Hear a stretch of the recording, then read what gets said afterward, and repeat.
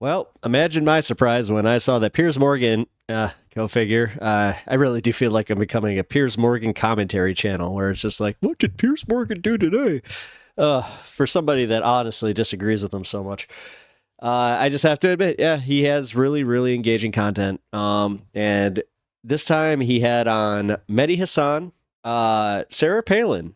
Then he had Destiny and Dave Smith, who, if you don't know who he is actually, funny enough, part of the Legion of Skanks, who also runs with Kill Tony. If you don't know who he is, he's Tony Hinchcliffe, the guy that's been all over the news lately with the Trump stuff and the racist jokes.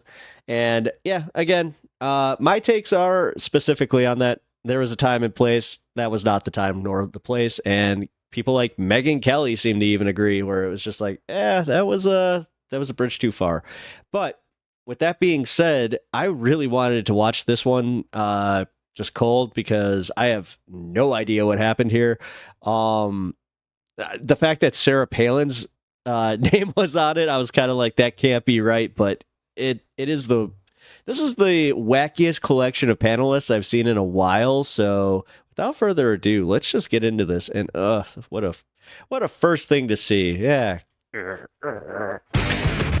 Trump is more popular in his personal approval rating right now than he's ever been in his entire 8-year political career. Donald Trump's a 4-year-old when it comes to understanding any issue, but especially foreign policy. The United States economy is outperforming every other economy in the world right now under Biden's policies that ostensibly Harris will continue. Trump actually tried to pull out of Syria, which he had campaigned on. And Russia said he doesn't respect the Constitution. They all consistently No, I'm not saying, okay, fine. They don't respect the Constitution. We were in Syria unconstitutionally. I feel like I should be your mother and just shut you guys up. You don't think that Biden is energy production higher under Biden than Trump? And you just is energy production higher, Sarah Palin? It's a very simple question. Oh, Sarah Palin, that's a blast from the past. That's actually a strong point. Is energy production higher today under Biden than under Trump? It's a simple yes or no question. You're an obnoxious. I'm obnoxious. You're a racist. We want to play that game? So she gets put in her place. Yes, let's go. There's just over a week to go in one of the most consequential elections in American history. And both campaigns are finishing big. I think we're going to say that. Kamala, you're fired. Get out. Get out. We are going to fight for the country we love. Big names. His obvious mental decline, his history as a convicted felon. I'm not just MAGA. I'm Gothic MAGA. Big audiences. Guys, really? If that's cool to you, like, you deserve getting made fun of. You deserve being called the dorks that you are. You guys are dorks. You're weird. The whole like the brosphere. Got more publicity than other people. I don't know exactly why. You said a lot of wild maybe. Big claims. And not having a president of the United States who admires dictators and is a fascist. As the candidates make their closing arguments, Uncensored is in New York City for a big debate. Well, from New York City, I'm Piers Morgan, Uncensored, of course, and I brought together a fascinating panel to debate really where we are with this US presidential race. Last night was this incredible rally at Madison Square Garden. Man, look at how they spin that. I was there. First time I've been to a Trump rally, or any political rally for that matter, and it was a fascinating experience. It'd be interesting to see what my panelists have to say about that. But the bottom line, we're 8 days from one of the most consequential elections in American history. I keep saying this. It would be so nice if he wasn't friends with Trump, because then he would be more objective about specifically this subject. But it's just, he's so sycophantic that he's hard to take serious. And I want to spend the next hour with 4 very opinionated people with different opinions to thrash out the big picture, themes of where we are with this race, and more importantly, who's going to win, and should they win? So let me introduce them. First of all, former Governor Sarah Palin. You were former Governor of Alaska, and you're the vice presidential nominee, of course, in the 2008 McCain-Obama election. Welcome to you. Thank you. Mehdi Hasan, the editor-in-chief of Sateo News. Mehdi, great to see you again. Dave Smith, the libertarian commentator and host of the Part of the Problem podcast. Good to see you. And Destiny, streamer and political commentator. So weird to see Dave Smith in a I know this is what he always wanted, and this is why the guy, he was always trying to break from the Legion of Skanks, but it's really funny just to be like, wait a minute. He's Big J. He's one of Big J's best friends. If they only knew. 4 big names, big beasts in the punditry jungle. Brought you all together. Sarah, you were at the rally last night. Yes. What was it like for you? It was an electric environment. Most of Trump rallies are like that, though. You know, just so much energy and just a lot of enthusiasm. Last night, I think the biggest surprise, though, was outside of the arena, how much enthusiasm you could feel out there with all the red hats and all the New Yorkers who were so bold and courageous coming out for him. No protesters. So the Secret Service told me 150 people turned up to protest. And all I could think was, back in 2016, I remember tens of thousands of people marching around the streets of Manhattan. That's bad for you guys, because that shows you that nobody takes you as seriously anymore. Like, you guys can spin this as much as you want, but realistically, people are bored of Donald Trump. People are bored of all of this. We're over it, which is kind of saying something, considering of how like wacky all this. That's why we are to the point we are, where now, in order to even get like the news cycle involved, we have to like hyperfixate on a comedian who shouldn't have even been at this rally. In fury about Trump. Where did they go? Right. So I think that was a big difference. It was just in terms of a positive environment. It was so much positivity and so much positivity. Yeah. Like you say. Oh boy. The protesters seem to be non-existent. I don't know if they chickened out or what, or they just didn't have it organized. Again, the narrative is like, if they yes, the protesters chickened out because of the Secret Service or any. It doesn't actually occur to you guys that nobody cared. Like, nobody actually cared. Or however they usually roll, but yeah, they weren't there. What do you? Although, you know what? I'll say this: where was the Palestinian protesters? You know, say to those who this morning have woken up to headlines in the New York Post and many other media outlets. Like, if this is, you do realize that he has just as much of a shot to win. So why wouldn't you go protest to make your voice heard? Saying it was, the nearest thing to 1939 all over again, but also specifically latching onto the comedian. Well. When sorry to pause so much, but for real, legitimately, when the last one was in 1939 at the same place and it was called the same thing, and then you have guys like Stephen Miller. See, if you pushed back just a little bit and said, "Yeah, you know what?" But notice how he's calling it like this great success. He's not we haven't even gotten to the pushback yet. Tony Hinchcliffe, who told what I thought was extremely lame and defensive excuses for jokes about Puerto Ricans, about Latinos, like he told some about Jewish people and so on. None of it seemed to work. He was the first one out as a speaker. And of course, all it did was allow people who hate Trump, particularly in the media, to say, well, look, this is what we warned you about. This is what this is all about. What do you say to people that say that? Dave is literally friends with him. It was Hillary Clinton who made that general accusation, the false accusation that anybody who was going to show up there at the rally was, a Nazi or Nazi sympathizer. And I think she incentivized a lot of us, me personally, are mischaracterizing that entirely. To be there present, to prove her wrong, to prove that, oh gosh, here's another lie, here's another mischaracterization of who Trump supporters are. So, there was no hint of what had happened back in 1939. Hillary, too, forgets that she was at one of those rallies. Her husband's rally was held in Madison Square Garden also. She certainly didn't ascribe to herself and to her husband that same false accusation. Mehdi, I'm sure you agree with every word that Sarah Palin's just said. I can't think of two more kindred political spirits. I mean, if I take Governor Palin's point about going to prove something wrong, the problem is we weren't proved wrong. That rally could have proved us wrong. Donald Trump could have run a rally, and the Republican Party could have done a rally and said, what are you talking about? What a fake liberal accusation. Instead, they just served up line after line of hate, and that's the problem. Trump is who he says he is. MAGA is what we think it is. So when you tune into the rally, I wasn't there, thankfully, but when I tune in and see what was said, I mean, you just have to listen. You mentioned some of it. Puerto Rico is a floating island of garbage. Black people like to cut up watermelons, not pumpkins, on Halloween. Jews are stingy. Palestinians are terrorists. Effing illegals. His argument, Mr. Hinchcliffe, is one of those is true, but you have to guess which one. Kamala Harris. I'm sorry, that was actually pretty well. That was really well placed. Is surrounded by pimp handlers. She's the Antichrist and the devil. This is why he shouldn't be there. The neo-Nazi great replacement theory. Immigrants being brought to replace us. And that's all before Trump even took the stage. That's just the warm-up act. What's the point I was going to make? I was there. It was 6 hours. I would say that the offensive bit... hours? Oh my lord, they did 6 hours. Talking about. Some of them were clearly not intended the way they were, some were. And I would throw it back at you. No, you don't. I reckon if you had 6 hours right now of Kamala Harris and her people talking about Trump, it wouldn't take them long before they're into he's the new Hitler.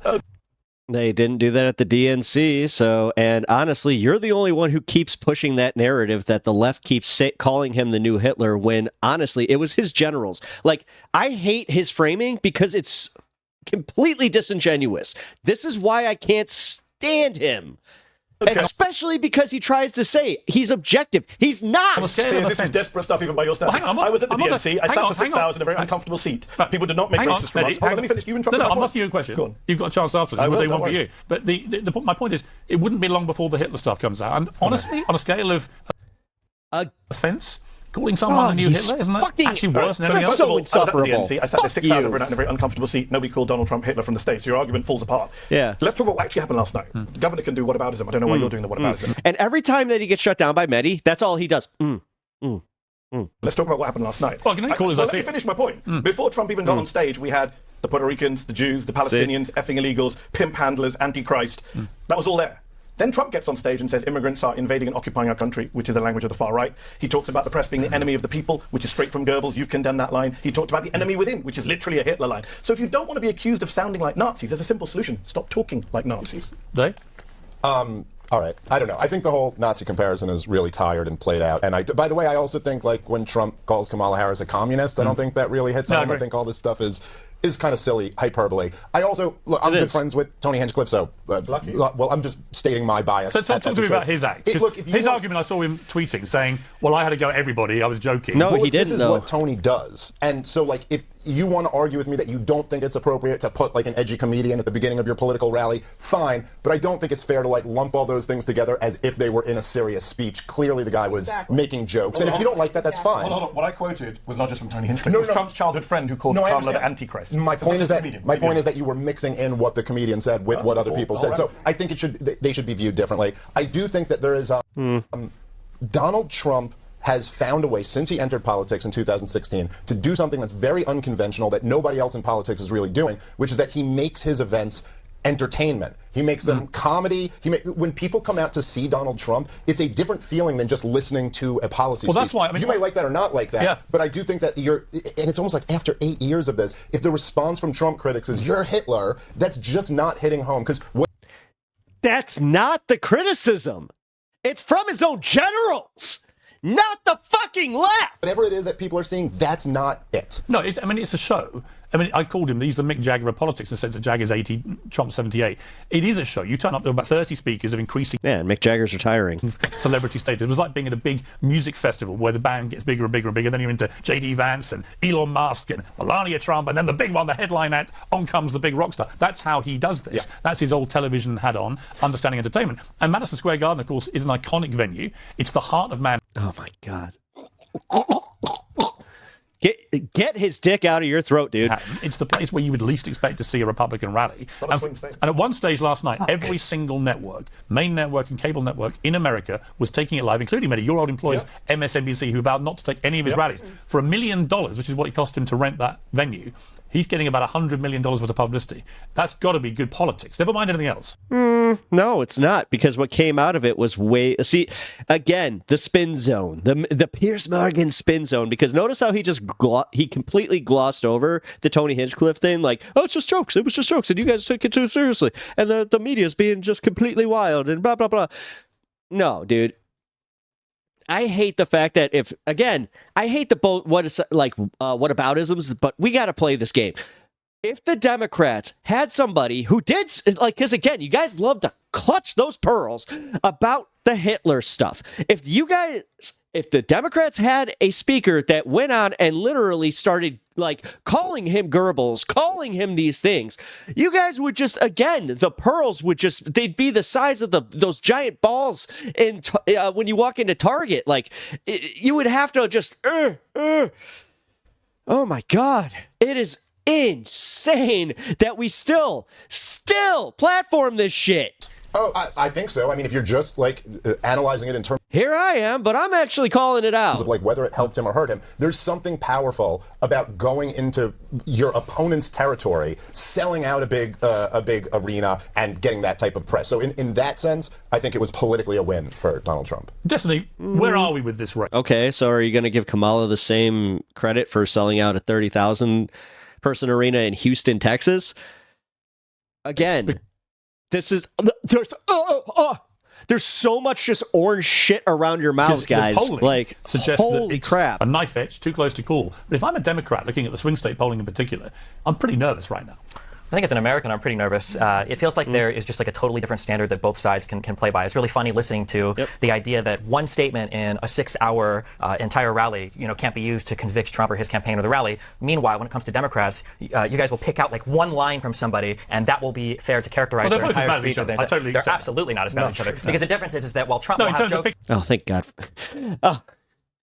I didn't ever think I'd say this, but thank God for Destiny on this one. Picking out lines from lengthy speeches, I think both sides play that game equally Yeah, but the hard. problem is somebody will pick out, say, the Biden line where he talks about MAGA Americans, and then when you read the speech immediately after, basket of deplorables. Look at, like, you guys are still bringing that one up. Not all Republicans are MAGA Americans. It's a minority of the party. It's just these people that deny, for instance, the election outcome, right? He'll specify, he'll clarify. Whereas for Trump, you can pick out lines, and these lines are not only consistent with everything else that he says, they're consistent with the policy that he advocates for and tried to pass in government. We're living in two completely and totally separate worlds where the standards for both sides are just out of this world. So why is it that he may win? After everything that happened in the first term, after the way it ended. Again, the way he frames it. After the fact he was dead and buried, really, 2 years ago. Why wouldn't you frame it? All right, if Destiny's going to play this one fair, then literally reframe that. Then why? All right, shoe on the other foot. Then why is Kamala so close?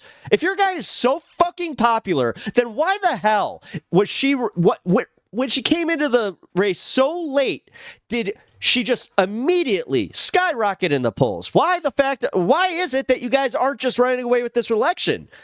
Way ahead in the polling to be a Republican nominee. Yeah, before he ever talked to a single voter. Right, but obviously but actually you could chart Trump's recovery was when the Justice Department started going after him in all sorts of different legal actions, and that is when you can see Trump's popularity starting to go up. I totally disagree. It started to go up when he started to be more active in campaigning. But he went out to defend himself against all the legal charges. He hasn't defended himself against any legal charge, to be clear. His defense is, I need criminal immunity. That's his defense. There was nothing that was defensible. He didn't deny a single thing. He didn't say anything didn't happen. He said, I need criminal immunity from the things I'm being charged with. I can't possibly commit crimes. Nobody has more aggressively defended themselves against criminal charges than Trump. Name one defense. What's the defense for the Mar-a-Lago thing? What's the defense for the conspiracy to overturn the election thing? You're conflating what I mean by defense with your idea of defense. My idea of defense is like you say, this is why I didn't commit a crime. No, I did commit a crime and I need immunity. Like immunity by definition legally is not a defense, but in relation to the one that he's actually been convicted of, I still think it was an absolute farce and a woeful act of self-harm by the Democrats who fueled this to go after Trump first for a bit of paper shuffling over paying a porn star off for a fling 18 years ago, which he denied. Again, oh God, the Benghazi stuff, her emails, like, you guys are so unfair. It's unreal. And yet we're supposed to take you as like, oh, yes, we're actually speaking for the center. We're speaking for the independent. We're speaking for the ones that actually would love Trump if they just could hear the truth.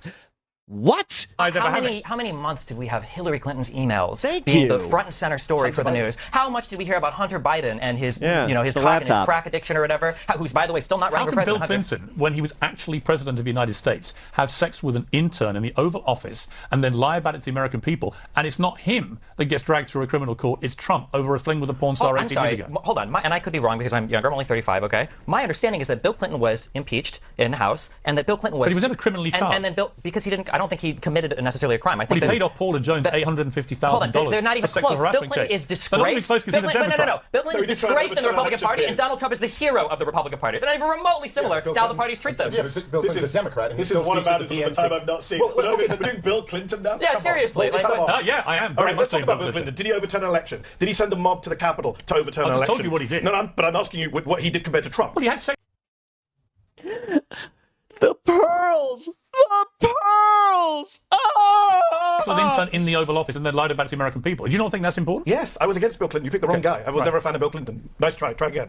Let's talk about Trump. I tried to overturn an election. He's not been tried for it. Do you think it's right, Piers, as someone who objected to the insurrection, that he's going into election in 8 days? You asked Destiny, why is he still doing so well? Because he was never tried. You want to talk about the DOJ? I think the DOJ is an embarrassment. I wish they'd gone after him. They didn't go after him because he's going into an election having not seen the inside of a courtroom. For Georgia, for DC, we heard him commit a crime on tape, Piers. You heard him. You heard him say to Brad Raffensperger, find me the vote. If you'd done that, I'd done that. We'd be in prison right now. We wouldn't be running for re-election. That is the reality. The American people never got to hear in court all of the charges against him. You saw the Jack Smith indictment. Just so I'm clear on this here, and forget how Trump's guilty of all these crimes, whatever. When you're asking why is he getting so much support, your honest theory is that if he had just been prosecuted more, then his people would have turned against him? It's not monocausal. There's many reasons he's doing well. Okay, but one of the causes. Democrats have run a bad campaign. Gaza is a factor, etc., etc. Sure. Lots of factors. The media doesn't know how to cover this stuff. But yes, clearly... You think it would have hurt him with his supporters had he been tried for insurrection? No. And that's the thing that everybody loves to conflate, is the fact that we're going, like, anybody's going after Trump supporters at this point. No.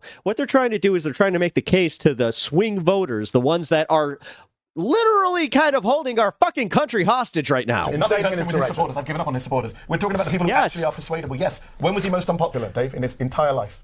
On January 7th, 2021. So yeah, America is a country of amnesiacs. I can say that as an American. But Mehdi, people just go memory hole everything Trump did. Mehdi, for a whole year, they've gone after him legally, and right now Trump is more popular. And every time it's made him more popular. Right, Trump is more popular in his personal. So what's the answer here? Anytime that any politician gets charged with anything, they just need to deny it and just like cling to that popularity. So Anthony Weiner just really screwed up then. Rating right now than he's ever been in his entire 8-year political career. How can that be happening if it isn't actually a lot of Americans going, this is absurd? And if we're going to play the polls game, all the polls show that he's actually, the American people think he should be prosecuted. Okay, so Trump supporters recognize that it is not Donald J. Trump, a person who is to be supported. It's what he represents. The Trump train that has been so I love how you guys can just shift on a dime like that. aggressively moving forward with great intention for this country.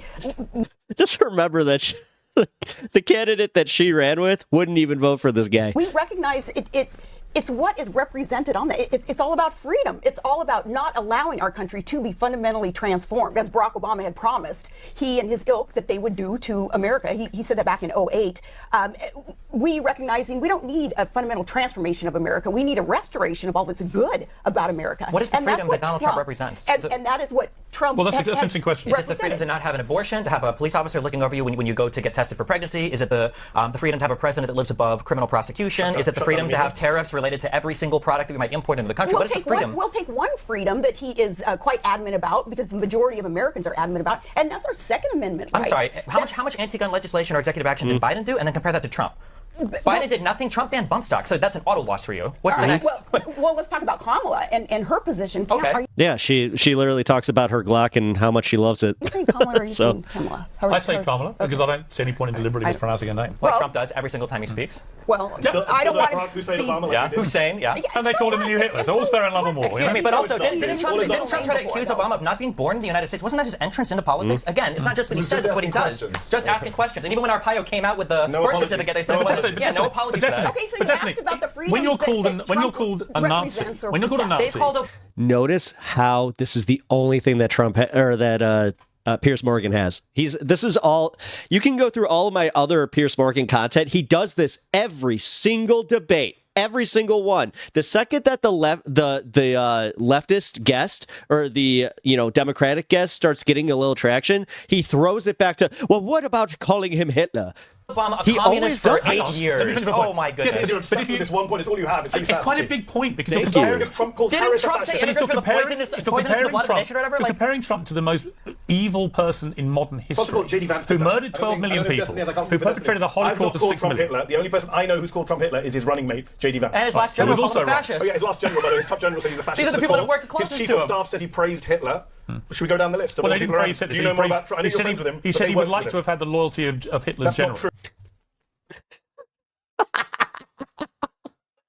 And look at it being just so comfortable with that. He said that's not true. That's all he said. That's all he said, guys. Here, let's be some facts. He said, quote, Hitler did some good things, is what he said. He denies saying that. Oh, Trump denies it. How do you know he did? Piers, you trust Donald Trump over General John Kelly. Just say that to the world. I want you to say possibly on that, yeah. Possibly, do you? Yes it's been denied by other people who were in the room. Again, his lips are just bright orange. I'm not sure if you guys can see the contrast on my computer screen here, but it's like oranger than Cheeto dust. Lies well, in every breath. Other people. I don't dispute that he has a problem with the truth, but I would say that other people who were in the room at the time say he never said it. So let's just be clear. All of the top generals and military people who worked with him: Mark Milley, John Kelly, Jim Mattis, H.R. McMaster. They're all fired, Mark right? Esper. None of them are fired, actually. No, McMaster quit. Mattis quit. Kelly quit. So you're wrong again, Piers. Piers, facts matter, Piers. I know you're pushing. When you say quit, what do you mean? They literally walked away. Or they were forced away. No. Let me finish because you're getting this all wrong. I know you get your talking points from Fox these days. Well, you did. You just said something that Fox says. John Kelly walked away. I sat in a Liberal chair when I did the fire. John Kelly walked away. Yeah, that's kind of funny because, Rupert Murdoch considers you a liberal. and Trump praised them on the way out. Mattis walked away, Trump praised them on the way out. The only time Trump started criticizing them is when they pointed out stuff that he had said to them. So all these generals are lying, and Donald Trump, a man who has problems with the truth, to use your phrase, is telling the truth. Come on, Piers, it's embarrassing. It is embarrassing. Listen, I tend to agree with you. I don't know. I don't trust Donald Trump for sure. But even, I know a little bit about your politics, but am I really supposed to just, these generals are all beyond lying? I mean, Mattis, as you know, right? Mattis resigned because Trump actually tried to pull out of Syria, which he had campaigned on. But he and run on. No, by the way, I agree with you. No, he did. He said he doesn't respect the Constitution. They all consistently No, say I'm not saying, okay, thing. fine, but what does that even mean to them?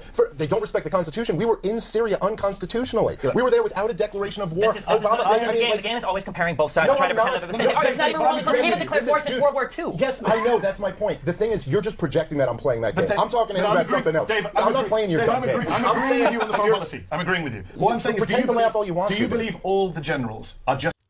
It's funny watching Dave actually just get uncomfortable because he just realized he's like, maybe just being the comedian that I am, crap, I've tried to be more politically active, but I really am still just I'm just a comedian. Forget the generals.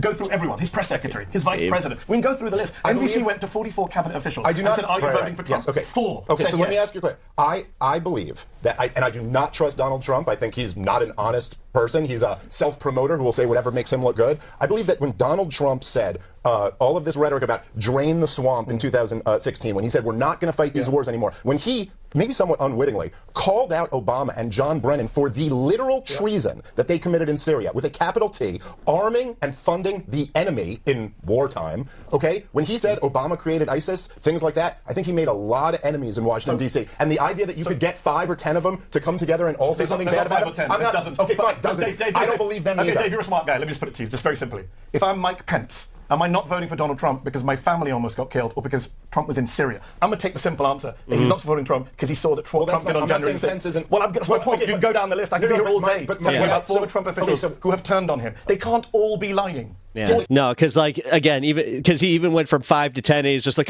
maybe I just don't believe that, that many generals. So even with 5 to 10, you don't even take one of them at their fucking word. Come on, man. Trump's telling the truth. It's not a law. No, I don't. It's not a law of logic that they couldn't all be lying. Yes, you could get a bunch of people in D.C. together to lie. That's how do you think we got in Iraq, right? All of them. You're playing this game where everybody in Washington, D.C. is a liar except for the one who's an obvious sociopath and a fucking liar. He lies as easy as he breathes. What are you doing? What are we doing anymore? You got a lot of people in D.C. together to lie. Let me just say, this is the reality. Hang on. To support Donald Trump is that every single person is lying, but not Trump. This is the time that this is the game that's playing. Hang on, but Destiny, what you... Hang on. Wait, I'm just curious. One question. Is there one other person with this track record of people around him that say he's a bad guy that you would support? Can you think of a single person with even half as many people that have worked closely with him? All of his personal people before lunches, people like Michael Cohen, people like... How many people in his campaign were arrested and then he pardoned immediately? People like Manafort, people like Bannon. Like any one other person. Just one person. One person. I'm going to say one thing to you, which is... Notwithstanding all your blind fury, you two, about it's not blind. It's very. We're seeing clearly. I would say though, what's fascinating to me is the moment I try and turn it back and say, yeah, but hang on, what about the rhetoric from your side? So give me the rhetoric. Hitler, the Nazis, the Madison Square Garden. We've done this before in July. Literally, Hillary Clinton just said this was 1939 all over again. The rally. That's not calling him Hitler, by the way. That's just pointing out an objective fact. No, you guys are spinning that into, they mentioned Germany. They mentioned something that the fascists were doing, so therefore it's calling him Hitler. So use your own fucking logic to this, dude. Style rally. This one's hard to watch, guys. I do think it's a Nazi-style rally. Yes, so you do think he's the new Hitler? Hold on. A Nazi-style rally does not mean you're the new Hitler. What does it mean? By the way, what does it mean? Hold on. You do this every time. Trump called Biden. The Nazis were his party. Is Joe Biden the Gestapo? Huh? Is Joe Biden the Gestapo? What's that got to do with it? I'm asking the question. Is Joe Biden the Gestapo? Gestapo? I'm asking you. If it's a Nazi rally, why is he not the new Hitler? We're playing the same game. game. Who's running these new Nazis? Is Joe Biden the Gestapo? What's it got to do with it? I'm asking you a question. Do you think Joe Biden is the Gestapo? I'm asking the question. This is my debate. Well, okay. Well, then let me just point out to you. Answer my question first. I will. Joe Biden was called the Gestapo by Trump. I've never heard you criticize Trump for calling Biden Nazi. Why? I thought we weren't supposed to do whataboutism. Exactly. I'm completely wrong. Exactly. By the way, I think it's a legitimate point you're making. By the way, he wasn't a Gestapo. It's offensive. It's wrong. Okay. Yeah, but so is it equally offensive? But you think it actually genuinely was a Nazi rally? Do you see the difference between saying that people say that it was a Nazi style in terms of the rhetoric that I said? So do you think Kamala's antichrist? Do you think Kamala Harris is the antichrist? You can't just ignore the facts. Let Sarah speak. Yes, please. No, they can't engage with any of it. I should be your mother and just shut you guys up. I'm not your mother. You're grown men, and I have respect for your ages, if nothing else. But listen, you did just say that it was a Nazi-type rally, meaning Nazi-style rally. Yeah, I mean, people get up and say outrageously. So who's the leader of this group? Meaning participants are Nazi-style participants? I'm saying people are cheering on far-right. So we're just not allowed to call out fascism anymore. That's what this is. Okay. Can we just recognize what Piers Morgan's doing? He's literally trying to say that unless you, like, we have to skate around this one now, guys. We can't even say that fascist is fascist because, we don't like that rhetoric on the right. What is happening? Rhetoric. Do you know what the Great Replacement theory is? The far right. Do you know what the Great Replacement theory is? What about I'm trading facts. What about all the Jews in the audience that I saw? What about the Israel flags I saw? Israel flag means what? Well, they may not be thinking he's Do you know some of the most far-right politicians in Europe support Israel right now, including card-carrying anti-Semites across the world? Why would Jewish people go and watch the new Hitler and cheer him up? Why did a Jewish speaker make lots of anti-immigrant racist remarks? I mean, this is ridiculous. Muslims and Jews.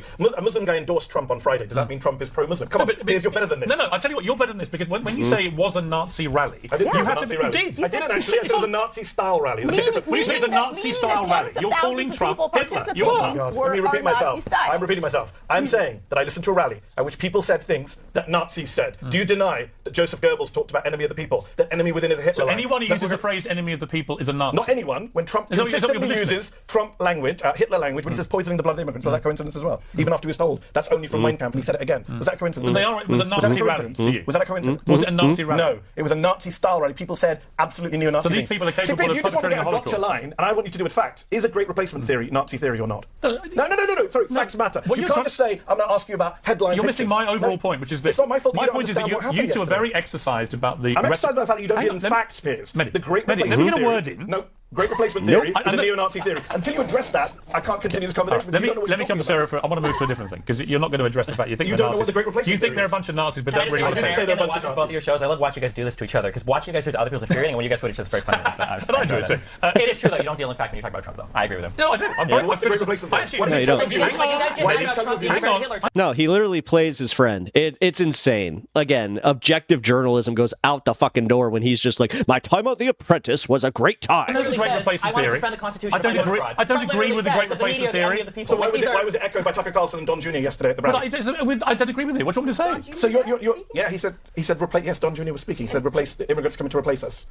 Trump was on a softball question by Sean Hannity. He said he'd be a dictator on day one. He was teeing him up for a softball question. But let me ask you about illegal. It's weird when they're faced with actual quotes. Immigration, then, Destin. So we've seen an unbelievably large number of illegal immigrants come in during the Biden-Harris administration. Do you think this is right for America? I don't think that Republicans think that illegal immigration is a problem right now. In fact, I'm 100% That wasn't my question. Yep. I said you think it's right. The issue, that between 7 and 10 million people the reality have is, come in illegally. here are two facts. No, the reality is this does not actually impact most Republican voters. It doesn't. It just doesn't. Nobody will ever talk about. I'll tell you. Here are two facts. We do not have a problem right now with illegal immigration in the United States. We have a problem with asylum seeking. Okay, that's the number one. That's a huge thing. But number two, if this was such a huge problem, why were Republicans so content to pull the plug on it when Donald Trump said, "I need to leave the border open for me to run on this as an election issue"? You know what that tells me? That tells me it was never really a problem in the first place. It was just a talking point. It's Trump's fault. Definitionally. Wait. I gotta get this. Do you understand? Do you agree that Donald Trump was the one that told them to pull the plug on the bill? He said so. Well, I don't think... Do you agree that Donald Trump told them, do not vote yes on this bill? I can try and answer. Okay. I don't think he should have been active in getting that bill. So that's a yes. Because it would have helped. However, and I want to bring Sarah in on this, so you cannot dispute there is a massive crisis at the southern border, nor can you dispute... I'm shocked that you say that Republicans don't believe that the influx of illegal aliens across our borders is not a problem. It is a problem. It is a problem, and I think it's not just Republicans who recognize that. Look at even the Democrat leaders of cities who are being overrun, their budgets being busted, trying to support the illegals. And they all supported the bill. They supported the bill. Do you not think blaming Trump for everything is a bit lame? They were ready to pull the bill, and then Trump said, "Don't do it." No, because if you guys want to use the immigration issue, then you have to face the consequences of what started it being an issue.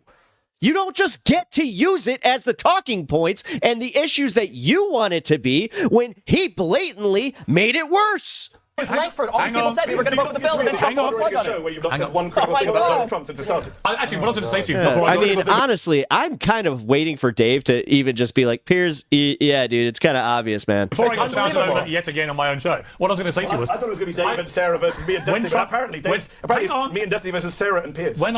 You always like to do this, and it's not true. I've not heard you say one critical thing about Trump. When Trump was president, I wrote 110 columns for the Daily Mail about Trump.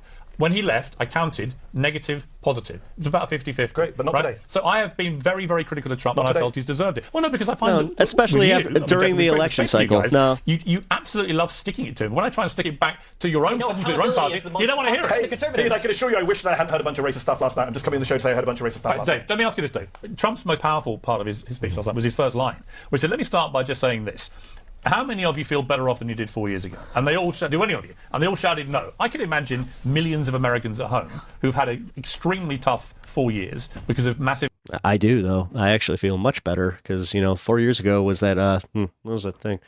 Inflation. I know it's been kind of overstated, but... And huge cost of living problems would all be shouting no as well. That, in the end, I suspect will win Trump the election. Nothing else. I suspect it's actually going to be, it'll be the failure to control the border, but it will be predominantly that people feel they are worse off than they were 4 years ago. Well, I think the thing that really undercuts this pitch from Donald Trump is that he really means 5 years ago.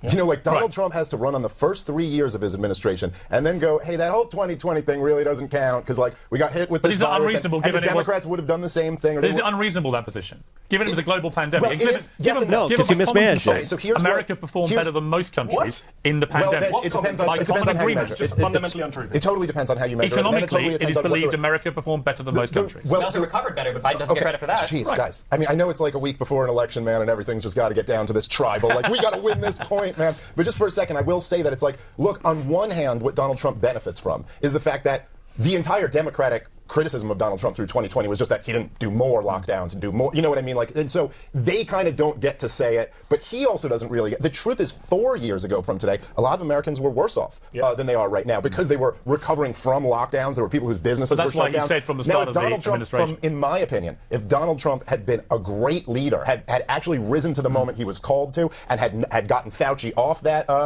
task force, and had been against lockdowns, and had kept somewhat of liberty going through that year, he'd be in a much stronger position to say that. The irony is that Trump in the pandemic actually behaved like a good old-fashioned authoritarian, and you lot screamed it wasn't authoritarian enough. Well, listen, I will say, I do think, maybe not you.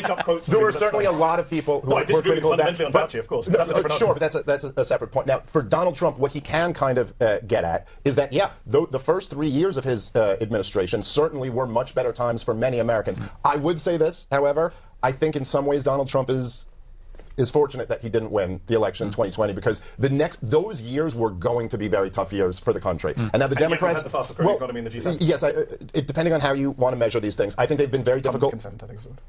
Man, you guys just are impossible. You're trying to sneak so many bullshit facts. The United States is doing better than every OECD country, than every G7 country. You guys aren't working.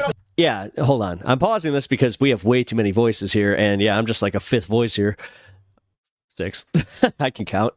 It's just, they're working within the parameters of, we want to be, charitable to Trump. But the second you start going, well, if you want to grade him on that curve, then that's not fair because you could have then assumed that maybe the country would have done worse. Who knows? I said one thing. No, it didn't. Destiny, I'm actually not trying to blame it on Biden. If you listen to what I said whoever was going to be in there was going to have. But that's what you hear because you're trying to win the point. No, it's not about winning the point. Even when you say people were mad about Trump for not being an authoritarian enough, that's not true. People were mad about Trump because 1, he denied that COVID was even in the country for days or weeks until it was finally evident that we had to say something about it. And then 2, Donald Trump undermined his own health administration so much that the one thing that he wished he could take credit for that he tried to, which was warp speed for the vaccine, he couldn't even do it because his electorate wouldn't even believe that vaccines work. Hang on, let me bring in Sarah. Thank you. Let me bring in Sarah. You were making a point based on Trump's opening line, right? And I think you were going to make an interesting point, but you were interrupted. The factual world drives us back so much. You mumbled an answer when he said Trump asked the audience, "Are you better off today than you were?" And you said, "Well, no, they are better off today." You're saying we are better off today? Yeah, I know facts. Really? The $33 trillion debt that we are... Here we go. Here we go, guys. You know that thing that really That only affects you whenever a Republican politician needs to get a point across, or they need to beg you for money to go spend more money.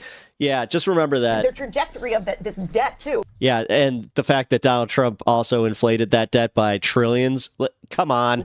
Is that it's going the wrong direction? Donald Trump added more to the debt than any previous president. I'm going to give you an example. Look at the inflation rate. Go into a grocery store. Let's look at the inflation rate. See what it costs to buy a dozen eggs, to buy a pound of butter, to fuel up your truck, all these things. But look at the polls. But look at the polls, by the way, which show the two biggest issues for American voters in this election by far We're not better are the off economy, today. cost of living, and immigration. And that is why, if Trump ends up winning, it will be on those two issues. We agree for the first time in the show. I agree with you that the polling is bad on the economy. The Americans, the vibes are bad on the economy. We're not better but the off point today. Destiny made. Hey guys, just an objective fact here. Inflation rates are at 2.4%, and that's the lowest since February 2021. Just now is that facts also matter. So, I thought it was a conservative line, facts don't care about your feelings. I don't care that Americans feel bad about the economy. The numbers are very clear. Every economist says the same thing. Every survey shows the same thing. Real wages are actually higher today than they were in September 2020. They are. Real wages are higher. Real wages, you know what real wages are? What do you mean not factoring? Real wages factor in inflation, Sarah Palin. That's what real wages are. Factoring inflation, real wages are higher today than in September 2020. In fact, wages have outstripped prices for the last 20 straight months. Household net worth is at a record high. Unemployment is at a 50-year low. We now have 6 million fewer people unemployed. So why do the vast majority of Americans feel worse? Because you keep telling them it's fucking bad, and they want to listen to you because it's all fucking fat. It's all vibes based with them. Enough. Stop pretending like you don't fucking know. Sorry? Are they all lying about I think being worse inflation off? took a toll, huge toll. So they are worse off. But the inflation's now down, right? No, We're at the lowest inflation rate since are they February worse off 2021. No, because now real wages They're are not. up. You just No. said you inferred they were. Have prices decreased First of all, then? first of all, again, I agree that Americans are upset about prices. I'm upset about prices. But it was a global problem, was it not? Did you not just say the pandemic was a global problem? Why would they was inflation not a global problem? Why would they be upset about prices if they're not worse off? Because they Prices were. is one factor. Hold on, in 2022, when we hit record high levels of inflation, if I'd sat on your show So they then, still feel worse off today. We still have that inflation. It's cumulative. It's year-to-year. So they are worse off Hold then. on, Piers. So that's one factor. Prices are just one thing. Wages are another thing. Net worth is another thing. I already conceded. Do people feel worse off? Yes, but the numbers say something else. So Do you understand they're there's all a difference? completely deluded. Yeah, people not deluded, but people. You think the public know You everything are about everything? underestimating the wisdom of the people. There's polling limits. You can look at the YouGov polls. You can see. No. And no. Since Joe Biden Yes, was I think the running for Republican office, Party and this itself is all about feelings. So this has actually been the official Democratic line, which is that this is a great economy. They were saying this back this summer when Joe Biden was in. It's a great economy. All of the numbers show it. All of the economists say it. But there's this problem where people just don't agree, They and don't people are so understand. stupid. They don't know. They're actually better off. Let me get a sentence out here. Listen, as you guys kind of just alluded to there, look, the problem with inflation is that it is cumulative, and so even though the inflation rate has come down, that's just adding to the prices, and people have been absolutely destroyed over the last 3.5 years over this price inflation. It is literally everybody I know has felt the pressure of it. Even people who make like really good Yeah, okay. money. It's been very, very difficult. I do not think this is something that is at the lays at the feet of one party or the other. The truth is that Donald Trump in the year 2020, not all Trump, but his government locked down the economy and added $6 trillion to the money supply in the year 2020. That was going to result in some price inflation. But Biden then in 2021 came in. They kept the money printing going. They kept the government. I'm not denying there was inflation problems around the globe. I'm saying we're talking about America right now. This is something that is now the politics of it are that the actual price inflation pretty much all fell on Joe Biden and Kamala Harris's watch, and that's very difficult to get yourself out. Can I just say one point about this thing about you say about facts and feelings? I can prove to you that Americans are not doing this as some kind of rational calculation. I can prove it to you. If the Americans people really cared about inflation and prices, that's their number one issue, then they would vote Harris.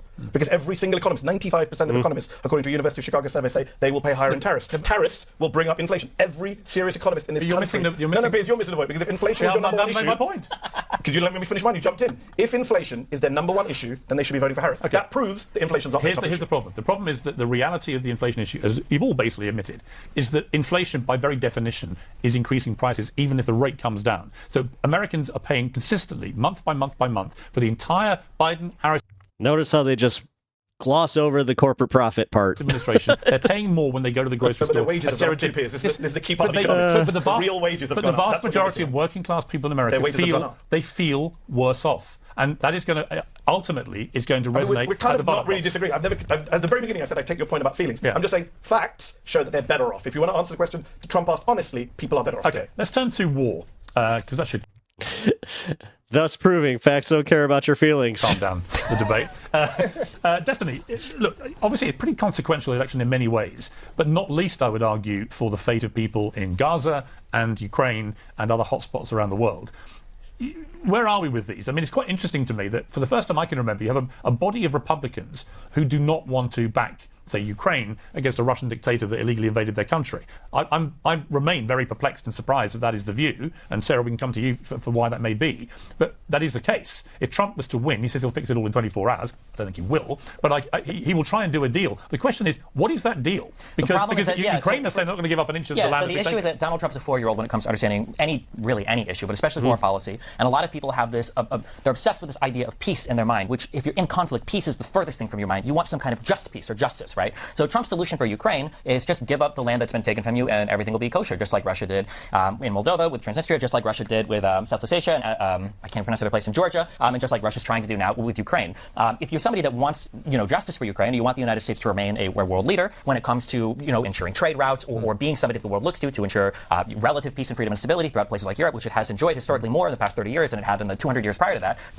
Donald Trump obviously is not going to do that for you. If you're somebody who's very concerned about the Israeli-Gaza conflict, I mean, you've got Donald Trump who wholeheartedly, he said it before, will support Israel basically no matter what, with absolutely, no contention whatsoever. Yeah. You've got a guy who agreed to moving the embassy, who before that was talking about pulling all of the UNRWA funding from the Gaza Strip, who would support Netanyahu through and through. The whole reason why those Abraham Accords started was because Netanyahu wanted to start annexing parts of the West Bank, right? Donald Trump is not going to help any of the Palestinians if that's something that you're concerned about. Insofar as peace in the Middle East, I mean, you've got this talking point over and over again, no new wars, no new wars. Yeah, again, we haven't had any new wars since World War II, right? The war in Iraq was the use of force authorization, the authorization of the use of force. It wasn't technically a war. Well, Donald Trump, it was a war. You can call it that, but Donald Trump bombed Syria. No, for real.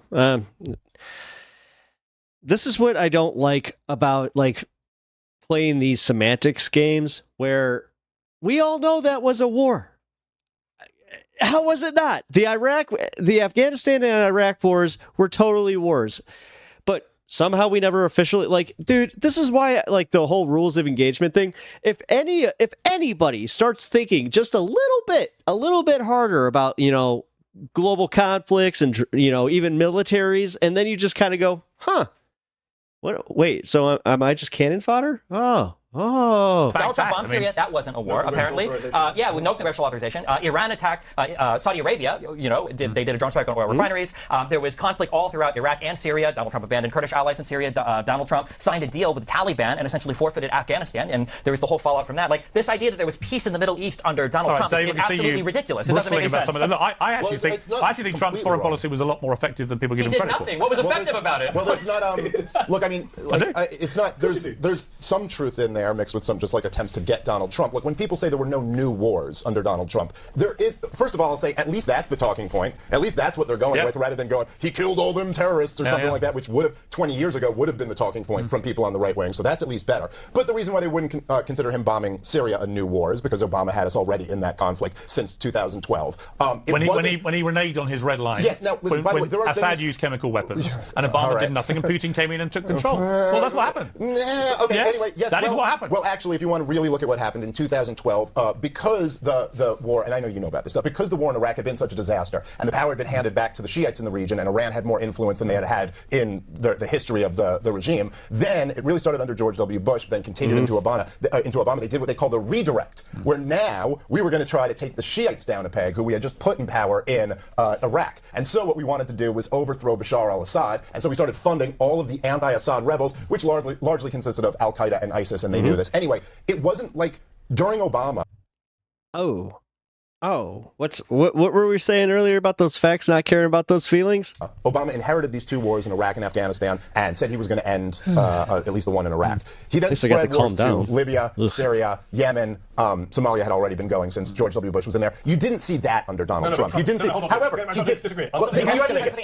Yes, if you let me finish the sentence, then sure, we'd get there. However, he did escalate the war in Afghanistan, which he said himself was unwinnable, and so he escalated the war in Afghanistan. Not like Obama with 70,000 plus troops there, but he did send thousands extra troops. He did take off the gloves with drone strikes and rules of engagement. So the idea that he was like an anti-war president is not true. There was, rhetorically, he was very different than previous presidents, and he would at least talk about the idea that these wars were disasters, that we never should have fought. Yeah, because he was trying to placate to the populists. Most of us wanted out of that war because we had people that we were either losing or we just saw it as a just colossal waste of money. And that really America shouldn't be involved in that business. Also, I'm glad that he's at least infusing that into the popular I do think conversation. he came at it with an overview as a business guy. It's just bad business. These wars were costing trillions of dollars cumulatively to get nowhere, really.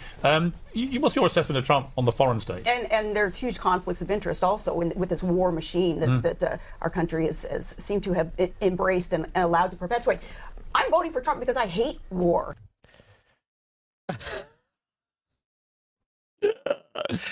Okay, guys, I think we might need to go look up some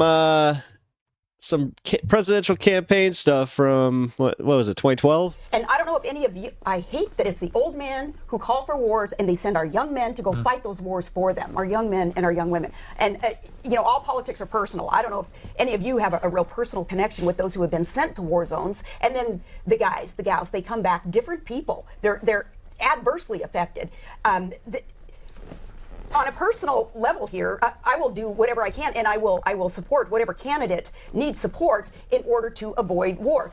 Why I will not support Kamala is she doesn't understand, for one, that inherent link between energy development, energy independence in America, and that inherent link between that. Oh, she's going to the drill baby drill thing, and that's funny because like we have the most like oil that we've ever produced in this country, like now under Biden, but whatever, facts. And our safety and our sovereignty. And because Kamala and because the Democrat Party has put an end to so much of our exploration, certainly so much of our development of our own natural resources. Isn't America producing more energy today than we have all of history? No, we're not. And that's not true? We're not? No, we're not. And okay. Remember, Kamala and so we're just going to believe her just because she said no? Her administration, day one, they stopped pipelines, no more drilling on federal lands. So we looked up, America's not producing more energy. You ran with McCain. You said you care about veterans and everything. Did Trump's comments about McCain bother you at all? Did Trump prefers people that didn't get captured? I've never said anything negative about McCain or any. I didn't ask if you said it. I asked if Trump's comments bother you about that. Anyway, when Trump made fun of that Gold Star family for their child, did that bother you? This is fun. This is the fun stuff where it's like they get asked a direct question and they know they can't answer it. JD Vance has been having to play this game. It's a lot of fun. They bother me. I wrote a column criticizing him heavily for it. I have parents who serve in the Air Force. I'm just curious, if you care about vets, do these comments bother you? When Trump tried to go to Arlington and do a photo op there. If I care about vets, really, did these comments bother you? If I care about vets. If you care about vets, so I'm asking, do these comments bother you? the inherent link between energy and prosperity and energy talk security. About whether or not Trump's comments about you interrupted the point that I was going to make. You changed the subject, dude. These are political talking points. Are we running for office in here? Really? You did run for office, by the way. You ran with John McCain, most warmongering man that we know of. Why did you run with John McCain? Point to make. Why did you run with John McCain if you're anti-wars? To make a positive difference in our country. But he would have sent more people to die. You don't know that. I do. He literally said it. That was literally this entire thing was that we just needed to double down on the war. What are you talking about? He campaigned on a war on 100 years in Iraq. He campaigned on Iraq 100 years. Yeah, he literally campaigned on a 100-year war in Iraq.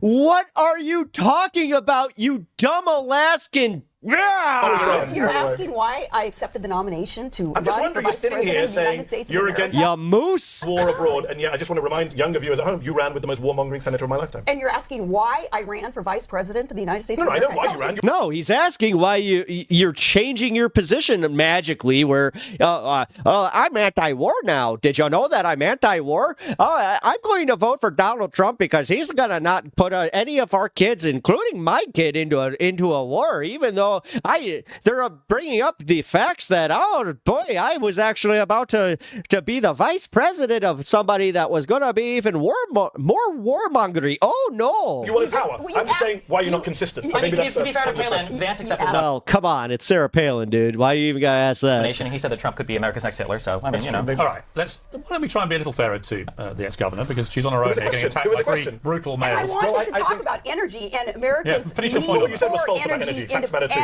America has record energy production right now. No. It does. What's People false? can Google it right now. When and see I said that on day one, what the Biden administration did was halt so much of our exploration and our construction of pipelines. And I'm not a fan of that, by the way. I think we should have less energy production. You lied. I'm a critic of Biden on energy production. You're a liar. You lied. I'm a liar. Yes, and you said, no, Biden didn't do that. Yes, he did. On day one. Do you know he handed out more licenses to Trump? Do you know that? I'm making the point that you denied. My point is true. Yesterday said energy's higher, and you said no. So if anyone lied, you did. Listen. They can DVR it. They can rewind it and see you saying a false statement. Let me ask this question. So energy production higher. Is energy production higher today? You don't think that Biden is energy production higher under Biden than Trump? And you just is energy production higher, Sarah Palin? It's very simple. She's only talking about the Keystone Pipeline, which honestly, she even knows that wouldn't have helped us at all because it was all exported oil from Canada. I know facts are not your strong point. So the only one that would have to bear the brunt of any risk is us. Is energy production higher today under Biden than under Trump? It's a simple yes or no You're question. an obnoxious. See, facts are.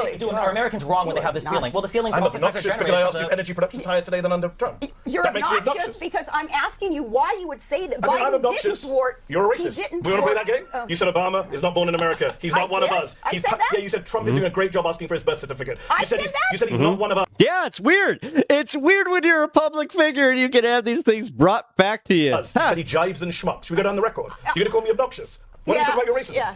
Why don't you talk about your racism? Why do you change the subject? You said Black Lives Matter protesters are dogs.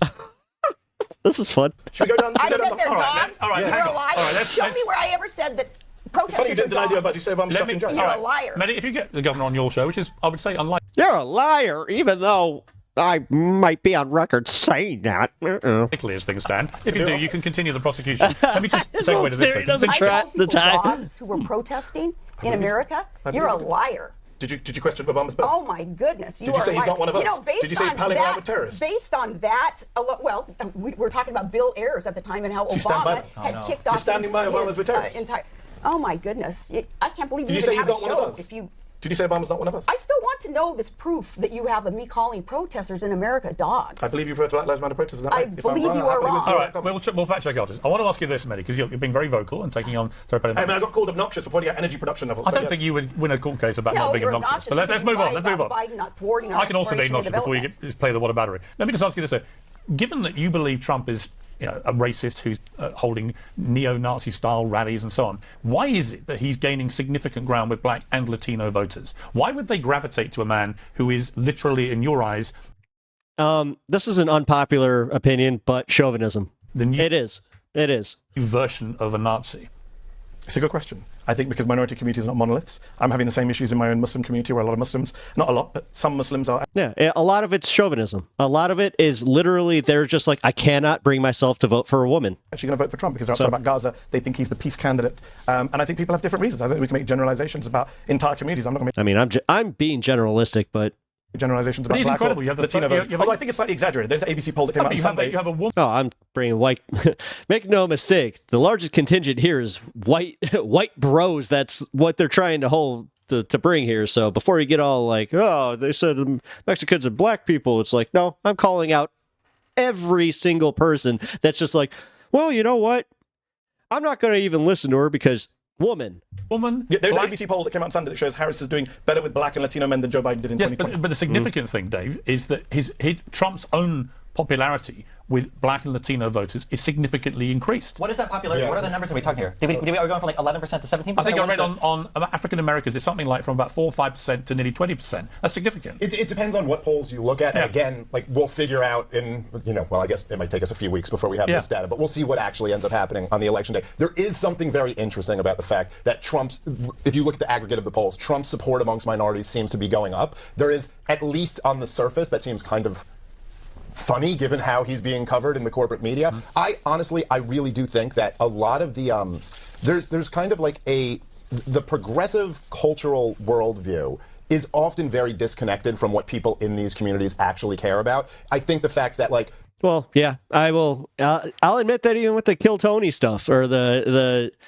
Tony Hinchcliffe outrage, they are obviously platforming the hell out of it because they want to use the sound bites and they kind of want to move it, which again, I don't care who you are.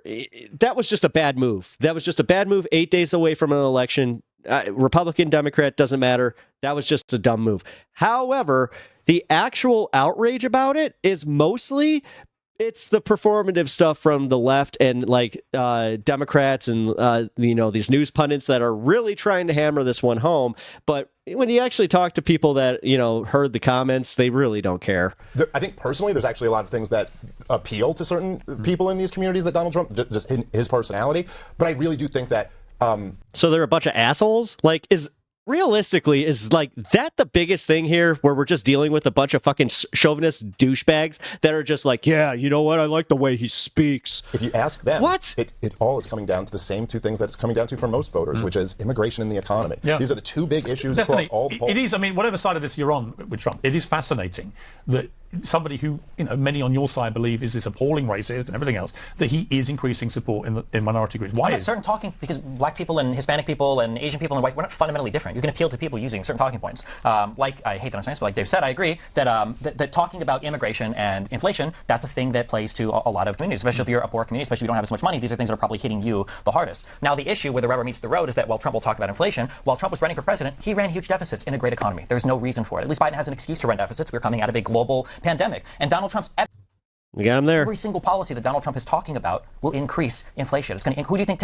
I'm going to care if my coffee costs $10 or $15 because of tariffs? It's not going to bother me. It's not going to bother anybody sitting here. It's going to bother the very same communities that are trying to vote for him because they're worried about things like inflation. And the policies themselves don't even make sense, right? What do you think is going to happen when we deport 12 million workers, or when we deport however many people Donald Trump wants to, or when we cut immigration even harder? You know at the border, right? Donald Trump will simultaneously say we're shipping all of our factories to Mexico because they're making cars on there, but we want to ban all the people from coming to the United States to make the cars. It doesn't make any sense. Allow me to remind you of my favorite statistic, which is I don't care about Obama. Obama is not running for president, so I don't know why. You're I don't ahead care. of me, but let me do it I know, anyway. I've heard it. The deporter It's in my chief. favorite stat. It doesn't matter. All it proves is that Trump is a liar when you say he ran on immigration because Obama was already deporting a set of people. The single greatest deporter of people in American presidential history, pro rata. I almost want to fast forward this. Barack Obama. Just so because you say that Trump was lying when he said that the Democrats were bad on immigration? 3 million in 8 years. Yeah, wait a minute. That's a great point. So you mean that just means that you've been actually admitting that you think that the Democrats are better on immigration than the Republicans. What a capitulation. So would you say that Trump was lying when he said that Obama was bad on immigration? No, I'm simply saying... I'm curious. Would you say that Donald Trump and the Republicans lied when they said that Obama had an open border? There is so much... Palin has probably said that Obama had an open border. Did they lie when they said that? Call her Mrs. Palin. Be respectful. Mrs. Palin. Mrs. Palin. Isn't it Miss and... Is she still married? Have an open border. Hang on. Do you think Donald Trump's going to win in a week? I do. And I think that, again, you are underestimating the wisdom of the people, the collective here in the electorate, people saying we do need a change from what we have just witnessed for 3.5 years. She's not Mrs. Palin. She's Miss Palin. She's not married to him. No, she doesn't get that title. She is a single... No. Sorry. She's a single cat lady. 4 years now. And oh, wait, she has kids. Never mind. She's not a childless cat lady. Kamala will perpetuate, she will continue what the Biden administration What do you think? did. Trump clearly has something, and I'll use this word and it's going to enrage these two. I don't mean it in the sense of fantasy magic, but he's got a magical touch which allows vast numbers of people to gravitate to him. I saw it last night, not just in the Madison Square Garden. Outside, there were tens of thousands of people trying to get in, right? So he's got something. I saw Jonathan Karl on ABC this morning saying, whatever you think of it, he said, I can't... And right here, I'm going to say it, this is the sycophantic, shit that put Hitler into power.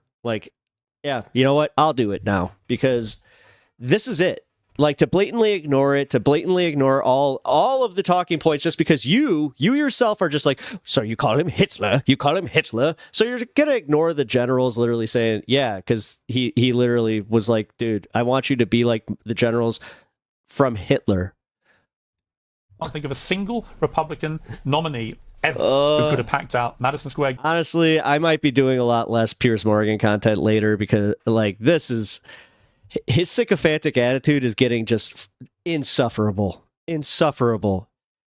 Seriously, this guy gives more blowjobs to Trump.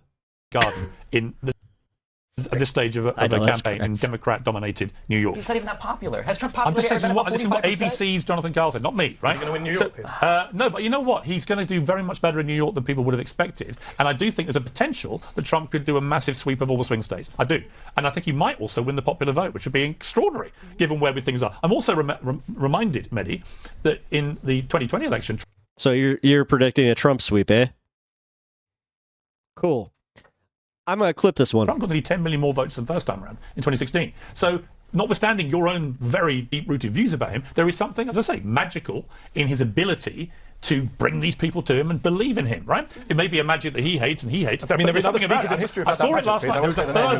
There is a fervor about his support, which is tangible. Magic. Yeah. Well, I think if you take away the checkbook and the bank account, right, that Trump is owner of, you can ratchet down what it is that he stands for and the way he speaks and the connection that he has with people that covers all demographics. And he's like a regular person. And I know that personally, and we've been friends for many years. Before he became a bigwig in politics, we became friends because he had a connection with me through family. He saw what the press was doing to me, the media was doing to me back when I was a governor, sorry. when they were attacking my kids. And they were... Are you serious? Wow. On a national level, they were... telling lies about my administration, my record, my reputation.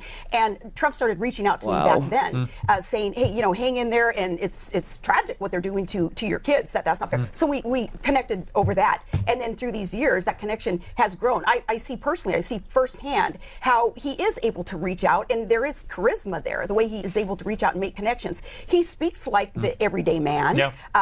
People think that's perhaps uncouth, and he may not have some kind of pedigree that some people would desire to see in him, but that mirrors kind of the general population in America, where again, take away the checkbook, take away the money, and he can connect to the everyday man. Mehdi, who's going to win? Putting aside who you want to win, who's going to win? I don't know. That means to me you think he's going to win. Yeah, of course he could win. I've said that to anyone. But the fact you don't know means of course he could win. He's neck and neck in the polls, which probably means he's leading. If you're neck and neck in the polls, Trump support is often understated in the polls. Yeah. So I think Democrats should be panicking. Yeah, he did better in 2016 and 2020 than he was polling. Yes, right. Which is so now although I would say there's 500,000 Puerto Ricans in Pennsylvania. I'm sure the Democrats can. Dave, let me ask you, Dave, who are you going to vote for?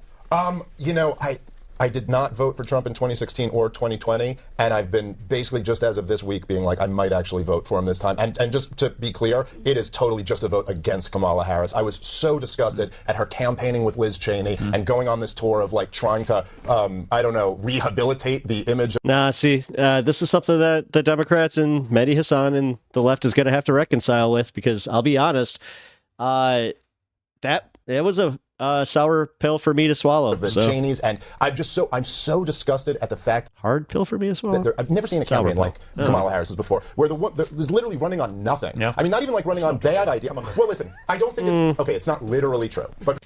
That's kind of weird, considering you were just talking about how much your friends, are suffering. But I happen to know two of your friends that are in a certain tax bracket that would be just fine with Kamala Harris's policy, and they would also be able to buy their new home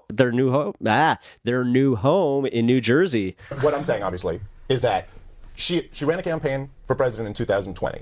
She has walked away from every central issue that she was campaigning on in 2020. When asked about it, she says, that was 5 years ago. Like that's her. There's defund the police. I don't want to defund the police. I'm not for that. She's a fucking cop. My values have I don't want to ban fracking. My values have She never even ran on that to begin with. 5 years ago, Trump did a 3-hour interview with Joe Rogan and lied like 50 times. But just to be clear, you are going to vote Trump.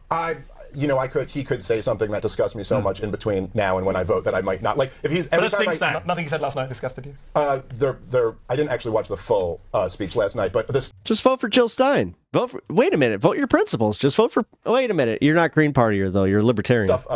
Anything on the topic of Israel is probably going to risk losing my support for him. But I do think that there is something about the Kamala Harris campaign that is almost like a completely manufactured campaign by the machine. She's not running on what she ran on last time she ran for president. She's not running on her track record as vice president because she's not Joe Biden. Yeah. And so I just find it like I'm so disgusted by it that I want it to lose. Will you be voting Trump? Absolutely not. Will you vote for Kamala Harris with great enthusiasm? Absolutely, 100%. Trump is one of the most appalling thing. Yeah, of course. Pierce is an asshole. I'm just calling it. Like, you know what? I've sat here for over an hour. I'm sick of Piers Morgan shit, okay? Promised communism after 8 years. It's smug little shit. Of foreign. There's a reason Howard Stern took over for you on AGT. It's because you suck. Kenyan person being in office, Obama, and that didn't happen. I was promised communism, socialism, and all my guns were going to be gone. I lived in Omaha, Nebraska, and every time a Democrat was up for office, you need to come down to Ammo's R Us and buy guns. They're going to take them. It never happened under Biden. The United States economy is outperforming every other economy in the world you guys got started under Biden's policies that ostensibly Harris will continue. She will most likely continue these policies. The idea that Trump, and also the hilarious thing of Kamala's running on nothing. Trump is running on tariffs and deportation. Okay, but let me ask you a different question. Mass deportation. Who do you think is going to win? Mehdi, I have no idea. Okay. By the way, that's my answer too, essentially. That they got. Yeah, weird. Like, you guys are doing the thing where you're trying to project it because you're just like, we want to project strength. We want to project that we know who's going to win. We're so comfortable with the outcome and where we are in the polls. So would you have rather seen some competition to allow the cream to rise? Would you have rather seen Trump accept a debate with... Did she just say cream rising? Heavy breathing, yeah. any of the other people with DeSantis or any of the other Republican candidates who I ran? love debate, and Well, I he love actually- Wait, In a way, where were he the did. Republicans calling for? Did you call for Donald Trump to accept debates? Yes. Oh, okay. Well, because I didn't hear the Republican Party call for him much. But the It truth seemed- is, he ran away with the nomination so fast and so aggressively, it was all Yeah, over. it's also like I wanted to see just for the Yeah, but again, then you can't say that just because he ran away with the nomination, then all of a sudden just be like, well, how dare they not primary Joe Biden? Because that's who it was at that point. Shut up. entertainment value. I wanted God. to see Trump in those Trump is a- debates. Trump- but I actually would have enjoyed watching him beat up Ron The DeSantis. irony, fun. the irony It would've been is, fun the to see. irony So, I is don't know. Kamala Harris actually beat him in their one debate. No question. But I think she's going to lose the election, and when she does, it will be because of cost of living and immigration. But look, I've got to leave it there. It's been a fantastically entertaining. Hey, get that final word in. Just because they didn't give you the one that you wanted. Wow. That was, okay. Number one, sorry for shouting. I know that my gain was definitely tested today. Oh, man. Whew, that was a lot. Destiny popping in when he did was pretty fun. Sarah Palin just really showing her ass. Oh, man. That was hilarious. I don't. She's so politically irrelevant right now that it was kind of like, why her? Was that all you could get? Because that tells me that that's all you could get. Dave Smith, actually, got to give him some credit. He surprised me with this one. He did a lot better than I thought he would. Destiny, he's a chill man. Like, is that just how he always is? Like, maybe somebody in the comments can answer that, because I'm not really the biggest Destiny fan. I have watched his content, but like, I just always assumed that was something like he did for stream. I didn't know that's how he spoke, like in his everyday life, where it's just like, you and Ben Shapiro would be just a chore to listen to at like a dinner table. You'd just be like, slow down, guys. Can we go to 0.5 speed on you guys? Jeez. Yeah, same thing that I've been saying about Piers Morgan throughout the entire video, and just in general. Wow. Just wow. He literally, look at this. Like, here, I'll show you where I got this paused right now, because look at his chin. Look at that indentation, perfectly shaped for Trump's balls. Just he's got that little ball rest right there. Man, like, he is sucking him something fierce.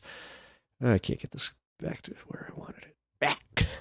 But it's and Mehdi, man. Mehdi Hasan being there, that was actually kind of weird. I feel like it could have just been Mehdi and Piers, but I don't. Yeah, that was whatever.